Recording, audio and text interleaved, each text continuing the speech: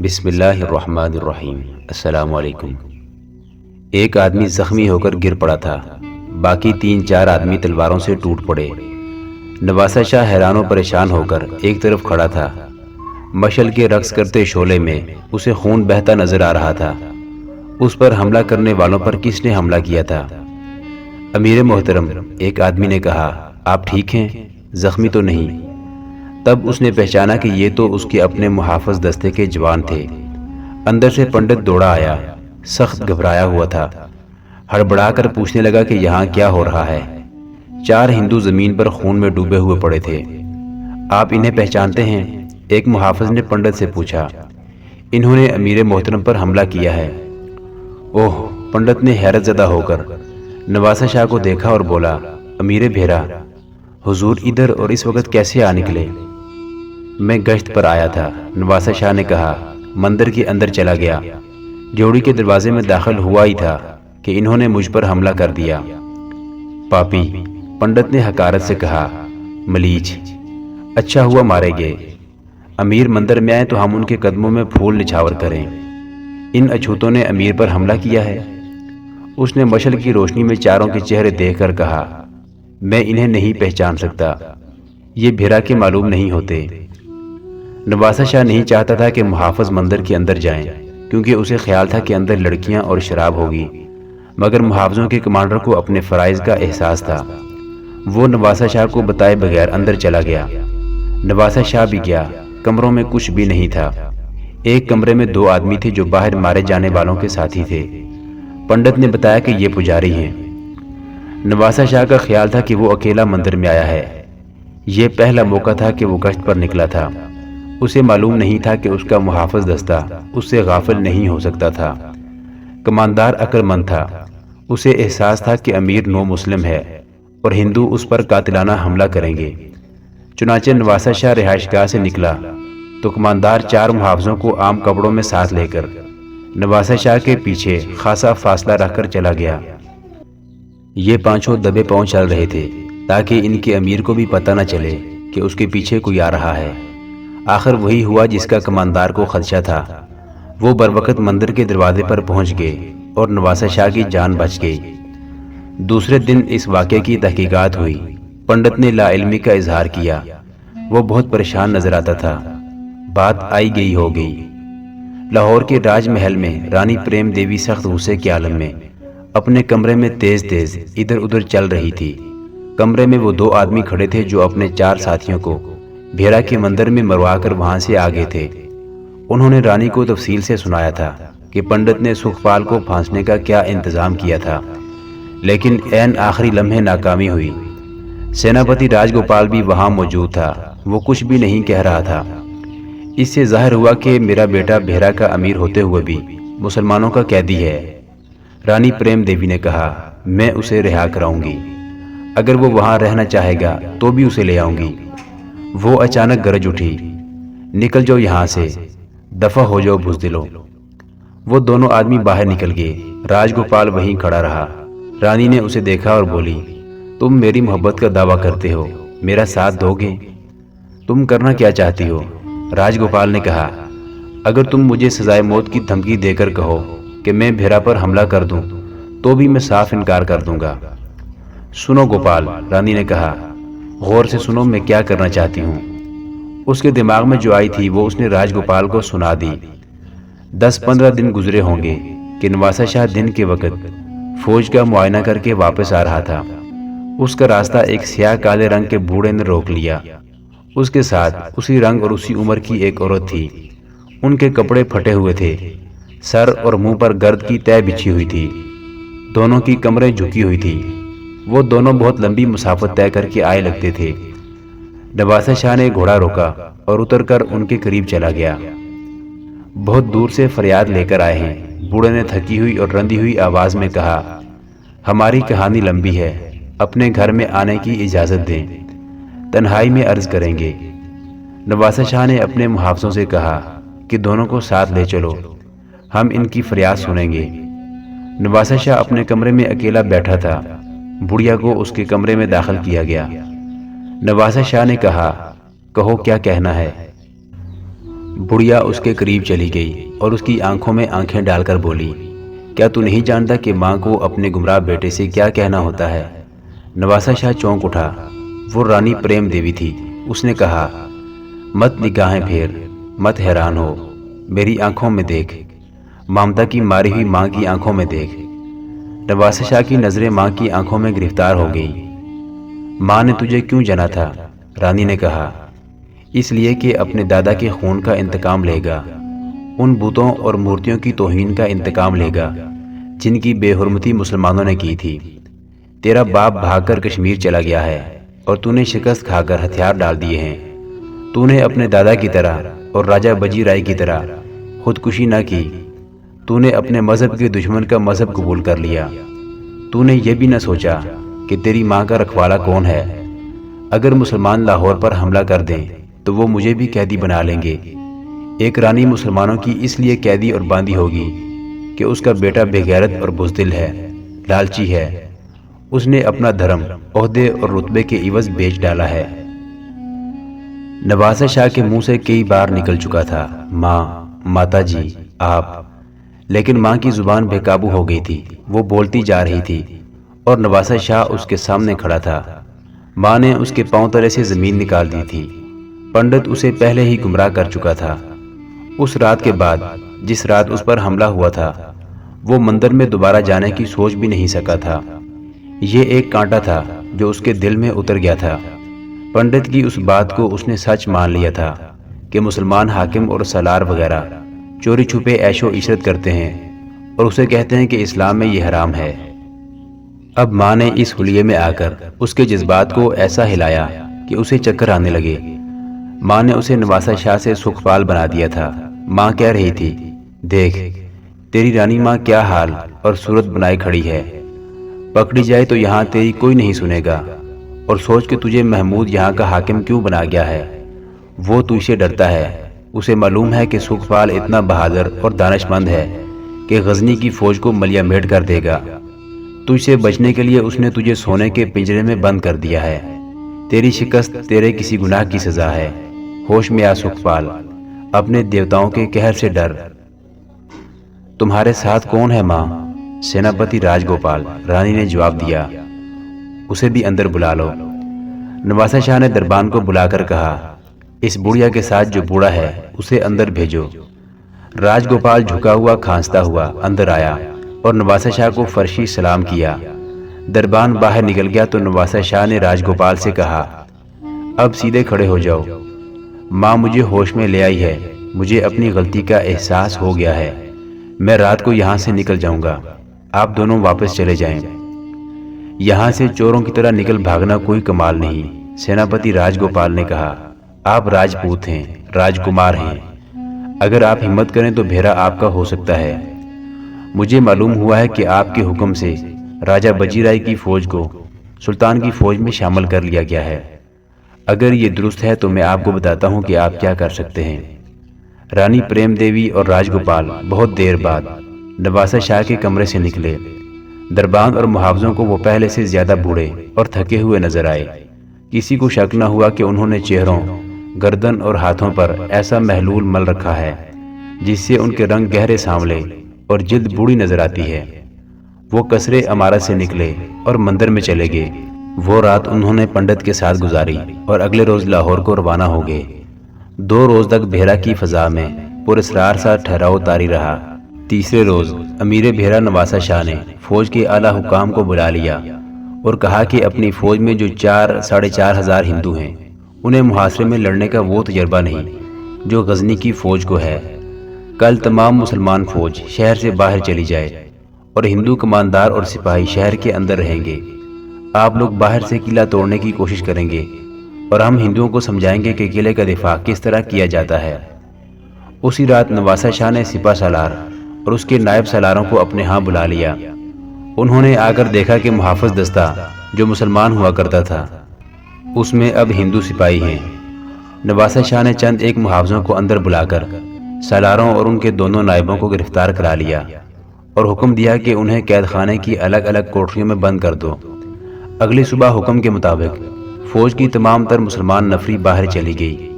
نواسہ شاہ کے حکم سے شہر کے دروازے بند کر دیے گئے اور ہندو نفری نے دیواروں پر جا کر مورچے سنبھال لیے۔ مسلمان اسے مشق اور تربیت سمجھ رہے تھے۔ انہوں نے حکم کے مطابق قلعہ توڑنے کی جھوٹ موٹ کی نقل و حرکت کی۔ اوپر سے ہندو فوجیوں نے ان پر تیر برسانے شروع کر دیے۔ اس کے ساتھ ہی نواسہ شاہ نے دیوار سے بلند آواز سے بارہا اعلان کیا، غزنی والوں، زندہ رہنا چاہتے ہو تو غزنی واپس چلے جاؤ۔ میں نواسہ شاہ نہیں، سکھ پال ہوں۔ میں مسلمان نہیں، ہندو ہوں۔ تمہارے تینوں سالار قید میں پڑے ہیں۔ مسلمان فوج کے ہوش ٹھکانے آگے۔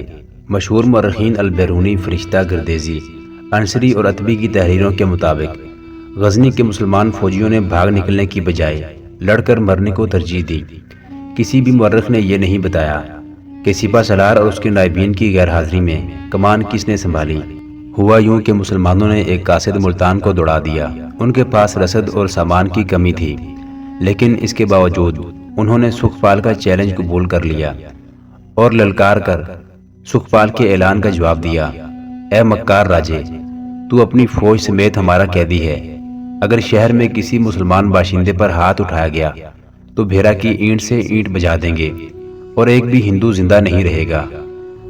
انہوں نے شہر کا محاصرہ کر لیا اور دروازہ توڑنے اور کہیں نقب لگانے کی کوششیں شروع کر دیں۔ غزنی کی طرف جانے والا قاصد بہت تیز تھا۔ پشاور تک اس نے 2 گھوڑے مسافروں سے چھینے۔ تھکے ہوئے گھوڑوں کو وہ چھوڑتا ہوا گیا۔ اس نے آرام، نیند اور کھانے پینے کی پرواہ نہ کی۔ ملتان والا قاصد جلدی منزل پر پہنچ گیا اور وہاں سے کمک چل پڑی۔ غزنی میں حالت یہ ہو گئی تھی کہ ایلک خان نے اس خوش فہمی میں غزنی پر فوج کشی کی کہ سلطان محمود ہندوستان میں ہے اور غزنی میں فوج نہ ہونے کے برابر ہے۔ وہ بڑے تحمل سے بڑا چلا آ رہا تھا۔ اسے گمان تک نہ تھا کہ سلطان محمود کا پیغام رسانی کا نظام اور اس کی فوج کے کوچ کی رفتار اتنی تیز ہے کہ وہ جیسے اڑ کر آ گیا ہو۔ محمد قاسم فرشتہ لکھتا ہے کہ سلطان محمود جب غزنی پہنچا تو ایلک خان نے یقین نہ کیا۔ محمود نے فوج کو آرام نہ کرنے دیا، سیدھا حملہ کر دیا۔ فرشتہ لکھتا ہے ایلک خان نے ترک امراء اور حکمرانوں کو مدد کے لیے بلا لیا۔ یہ محمود غزنوی کے خلاف متحد محاذ تھا۔ محمود غزنوی نے اپنی فوج کے ایک حصے کی کمان اپنے بھائی نصیر الدین یوسف کو دی اور اپنے مشہور سپہ سالار ابو عبداللہ عطائی کو اس کے ساتھ رکھا۔ دائیں بازو کی کمان التنتاش حاجب کے پاس اور بائیں بازو کی ارسلان جاذب کے پاس تھی۔ اس بازو میں افغان اور خلجی تھے۔ محمود کے دشمن کا متحدہ محاذ کمزور نہیں تھا۔ ایلک خان نے اپنی قیادت میں سلطان محمود کی فوج کے قلب پر حملہ کیا۔ محمود گھوڑے سے کود کر اترا اور سجدہ ریز ہو گیا۔ اٹھ کر ہاتھ دعا کے لیے پھیلائے اور گھوڑے پر سوار ہونے کی بجائے ایک ہاتھی پر جا چڑھا۔ اس نے اپنی فوج کو اللہ کے نام پر للکارا۔ اس نے پیادوں کے آگے ہاتھیوں کی دیوار کھڑی کر رکھی تھی۔ اس نے حملہ روکنے کے لیے ہلہ بولنے کا حکم دے دیا۔ ہاتھیوں کے ساتھ گھوڑ سوار تھے۔ ایلک خان کی فوج اس حلے کے آگے ٹھہر نہ سکی۔ فرشتہ نے لکھا ہے محمود کے ایک ہاتھی نے ایلک خان کے اس محافظ کو، جس نے اس کا پرچم اٹھا رکھا تھا، سونڈ میں پکڑا اور دور اوپر کو اچھال دیا۔ محمود کے ہاتھیوں نے دشمن کو اس طرح کچلا جیسے پاؤں تلے ٹڈی دل کو مسل رہے ہوں۔ دشمن گھبرا کر پسپا ہوا۔ محمود غزنوی نے اس کا تعاقب کیا اور چیدہ چیدہ امراء اور سالاروں کو پکڑ کر ہمیشہ کے لیے ختم کر دیا۔ یہ اس کے سجدے کا کرشمہ تھا کہ دشمن ختم ہو چکا تو بھیرا کا قاصد اس کے پاس یہ پیغام لے کر پہنچا کہ سکھپال نے دھوکہ دے کر بھیرا پر قبضہ کر لیا ہے۔ سلطان محمود نے کوئی وقت ضائع نہ کیا اور بھیرا کو کوچ کا حکم دے دیا۔ اس کے پہنچنے تک مسلمان بھیرا کا ایک دروازہ توڑ کر شہر میں داخل ہو چکے تھے۔ ملتان سے کمک آ گئی تھی۔ انہوں نے ہندو نفری پر جلدی قابو پا لیا اور سکھپال کو بھی انہوں نے گرفتار کر لیا۔ سلطان محمود دل پر بڑا ہی ناگوار بوجھ لے کر آیا تھا، لیکن بھیرا کی کیفیت دیکھ کر اش اش کر اٹھا۔ اس نے سکھپال کو بلایا اور اسے اتنا ہی کہا، میں تمہیں تمام عمر کے لیے قید میں ڈالتا ہوں، تمام عمر اپنے کیے کی سزا بھگتے رہو۔ نگر کوٹ ہندوستان کا ایک مشہور قلعہ ہوا کرتا تھا۔ وہ دور قلعوں کا ہی تھا۔ ان کے کھنڈرات آج بھی موجود ہیں۔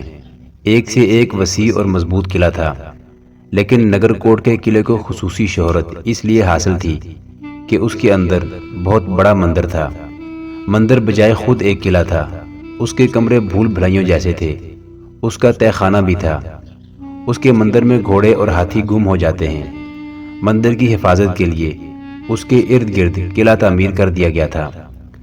یہ قلعہ اور اس کے اندر کا مندر بھارت کے مشہور شہر کانگڑا کے قریب ایک پہاڑی پر تعمیر کیا گیا تھا۔ اس سے یہ ناقابل تسخیر ہو گیا تھا۔ قلعے پر یلغار کرنے کے لیے پہاڑی پر چڑھنا پڑتا تھا، لیکن قلعے والوں کے تیر اور بڑے بڑے پتھر جو اوپر سے پھینکے جاتے تھے حملہ آوروں کو قلعے تک نہیں پہنچنے دیتے تھے۔ اس وقت جب سلطان محمود غزنوی نے پشاور، بھیرا اور ملتان پر قبضہ کر کے ایسی پوزیشن حاصل کر لی تھی جیسے خنجر بھارت ماتا کے دل میں اتر گیا ہو، نگر کوٹ کا قلعہ ہندوستان کے راجوں مہاراجوں کے لیے غیر معمولی اہمیت کا مقام بن گیا۔ اس اہمیت کی وجہ اس مندر کا بڑا پنڈت رادھا کشن تھا، جو کٹر برہمن اور اونچے کردار کا آدمی تھا۔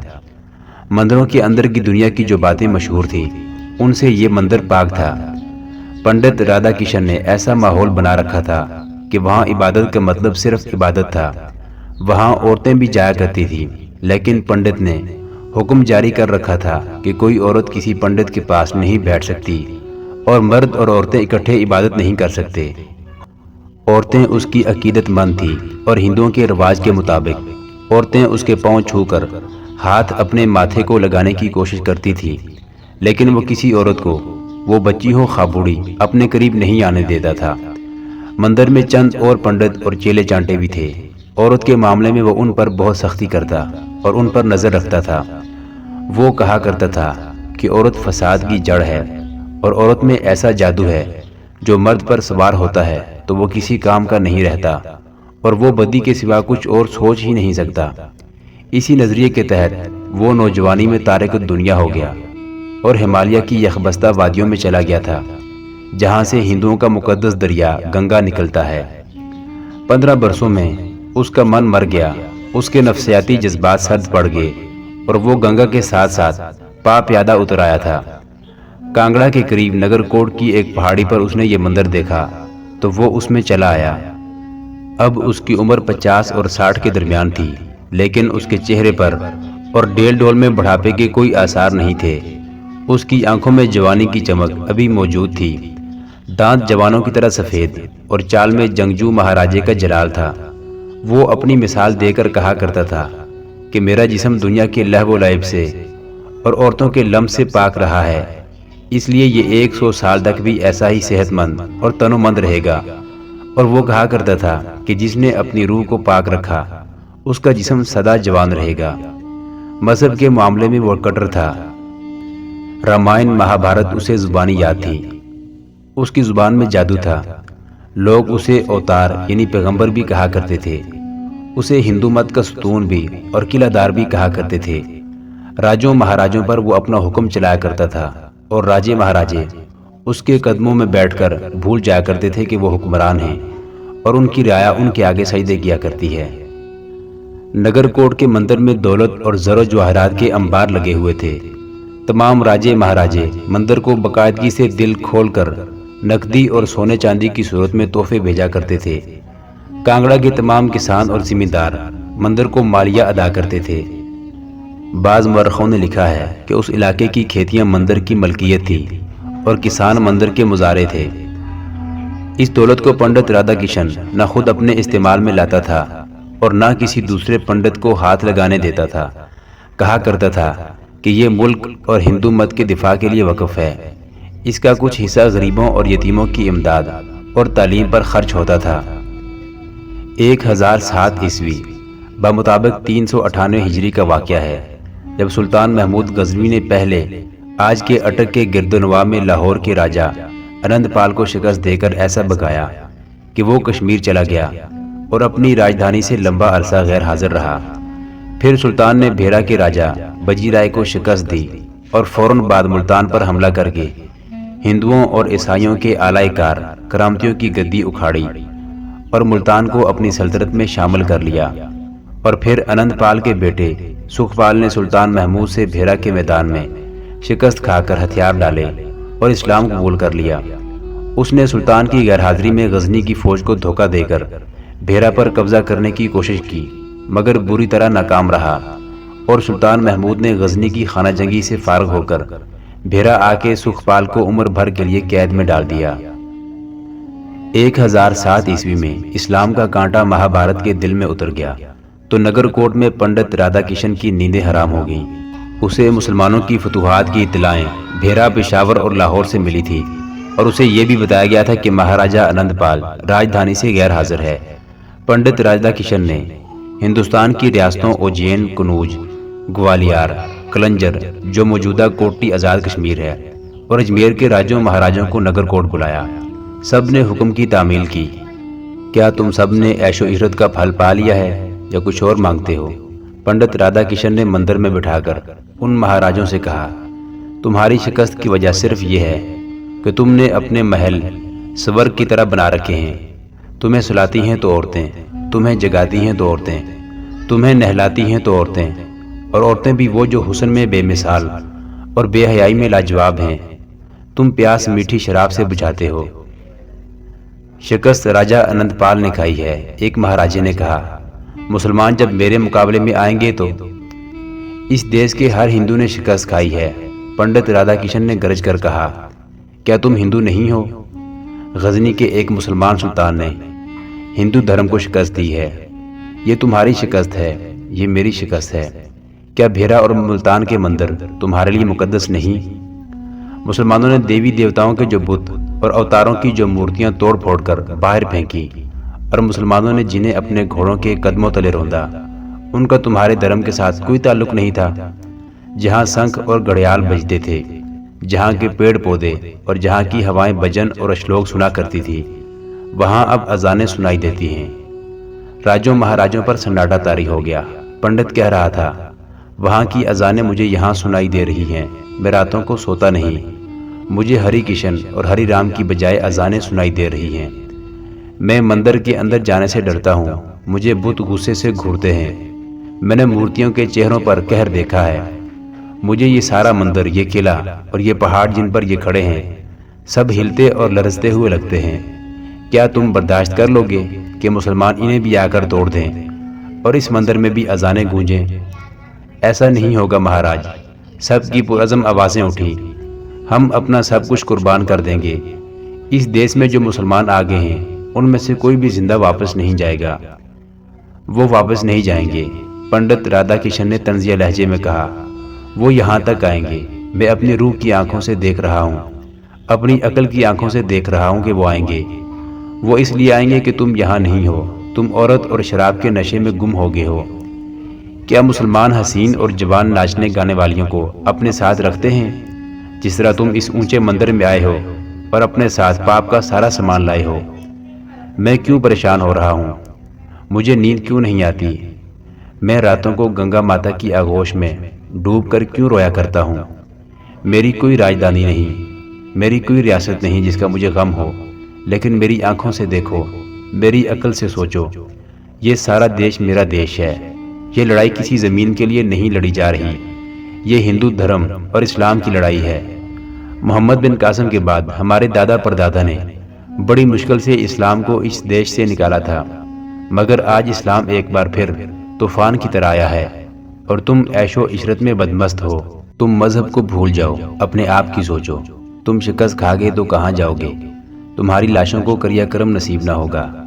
زندہ رہو گے تو مسلمانوں کے قید خانے میں پڑے گلتے سڑتے رہو گے، اور تمہاری بیٹیوں کے ساتھ مسلمان وہی سلوک کریں گے جو تم ان ناچنے گانے والیوں کے ساتھ کر رہے ہو، جنہیں تم یہاں بھی اپنے ساتھ لائے ہو۔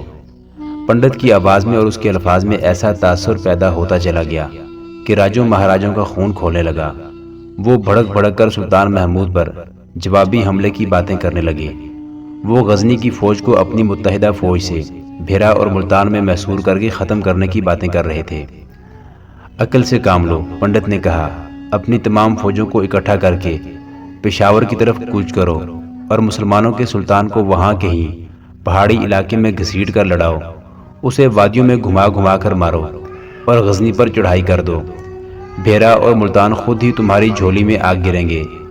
اگر تم پشاور کے قریب لڑو تو تمہارے مقابلے میں غزنی کی فوج کا تیسرا حصہ ہوگا۔ بھیرا اور ملتان سے جانے والی کمک کو تم راستے میں روک سکو گے۔ کچھ دیر جنگ کی تکنیک پر بحث ہوتی رہی۔ سب مہاراجہ آنند پال کی کمی محسوس کر رہے تھے۔ पंडित ने कहा कि मालूम हुआ है कि वो कश्मीर में है, उसे वापस बुलाया जाए और अपनी अपनी रियासत में मुनादी करा दो कि मुसलमानों को यहाँ से निकालने के लिए फौजी हथियारों, जानवरों, अनाज, कपड़ों, खैमों और सामान की ज़रूरत है। पंडित ने कहा इसके लिए रकम चाहिए और हर वो आदमी जो लड़ सकता है फौज में शामिल हो जाए। हम लाहौर में दोबारा एक जवान लड़की की जान की कुर्बानी भी दे चुके हैं। एक राजा ने कहा, मालूम होता है भगवान हम पर इतने नाराज़ हैं कि दोनों कुर्बानियाँ कबूल नहीं हुई। इसकी वजह यह है कि वो लड़कियाँ पाक नहीं थी। पंडित राधा किशन ने कहा, मैं पंडितों को जानता हूँ, वो लड़कियों को बहुत दिन अपने पास रखते हैं और देवताओं की अमानत में खयानत करते हैं। ऐसे बदकार पंडितों के हाथों दिलाई हुई कुर्बानी कबूल नहीं हो सकती। मैं ये सोच चुका हूँ, देवी एक इंसान की कुर्बानी मांगती है। ये कुर्बानी तुम में से किसी एक की रक्कासा की दी जाएगी। रक्कासा ऐसी होनी चाहिए जो बहुत ही खूबसूरत हो, जवान हो और जो अपने राजा को बहुत अजीज हो, और उसका मुसलमान होना ज़रूरी है। मगर रक्कासा पाक नहीं हो सकती महाराज, एक राजे ने कहा। और आप कह रहे हैं कि मुसलमान भी हो?